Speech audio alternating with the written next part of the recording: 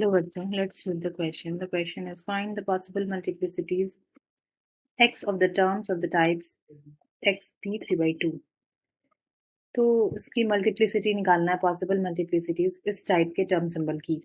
Let's discuss the key concept.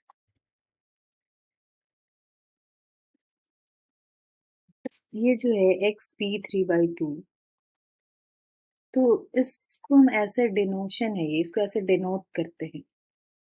ये है, मतलब इसको हम अगर इससे कंपेयर करेंगे एम एल जे. ठीक है, एम मतलब मल्टीप्लिसिटी, जे टोटल एंगुलर मोमेंटम और एल है ऑर्बिटल और एंगुलर मोमेंटम. मतलब ये ऑर्बिटल एंगुलर मोमेंटम से जो एसोसिएटेड क्वांटम नंबर है वो लेते हैं. तो पी एल वैल्यू क्या होती है, एस पी डी एफ के लिए हम लिखते हैं. एल वैल्यू क्या होती है इसके लिए, एल एस के लिए 0. ठीक है, हम जानते हैं पी के लिए 1, डी के लिए 2 और एफ के लिए 3 एंड सो ऑन. ठीक है, और m क्या है, मल्टीप्लिसिटी को हम डिफाइन करते हैं 2s+1.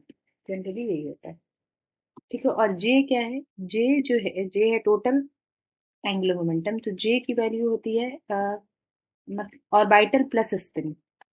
तो j की वैल्यू आती है l प्लस एस.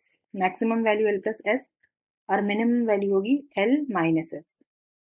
ठीक है, ये अब हमको यहाँ पे गिवन है j इज इक्वल टू 3/2. तो इस केस के लिए क्या होगी, लेट्स डिस्कस. अगर एल हमको पी है, पी के लिए L1 है और जे है 3/2. ठीक है, तो जे तो इन दोनों का सम होता है. अगर हम मान लेते हैं इस केस में S इज इक्वल टू है 0, एक केस, पहला केस है ये. तो जे की वैल्यू क्या आएगी, L minus S 2L plus S. ठीक है, पहले इसको भी लिख सकते हैं, मतलब मैक्सिमम से लोअर जाए या लोअर से हायर, बात तो बराबर है. L माइनस एस यानी 3/2 माइनस 0 2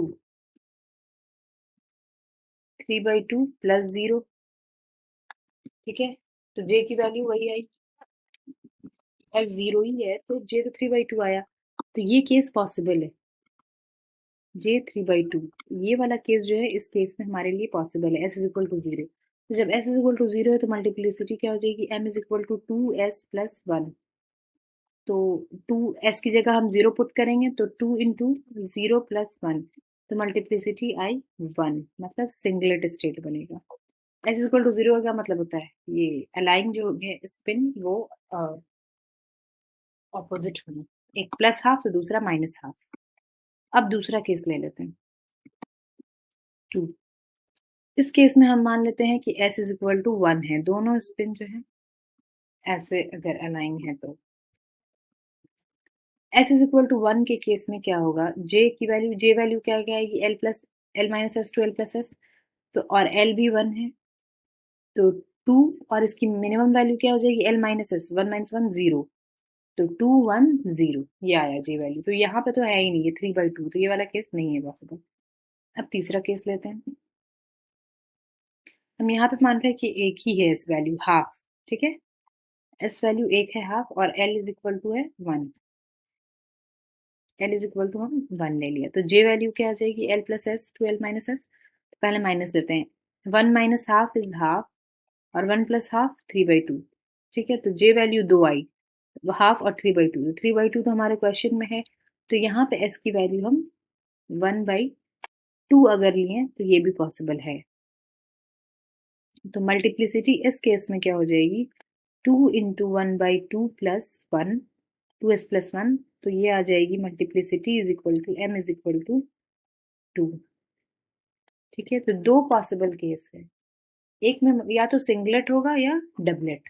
ठीक है, तो दो जो केसेस हैं वो क्या आई, तो m जो मल्टीप्लिसिटी होगी वो या 1 होगी या 2. हमने देखा केस 1 में 1 आई और केस 3 में जब s is equal to half है तो 2. ठीक है, I hope you will understand. Thank you.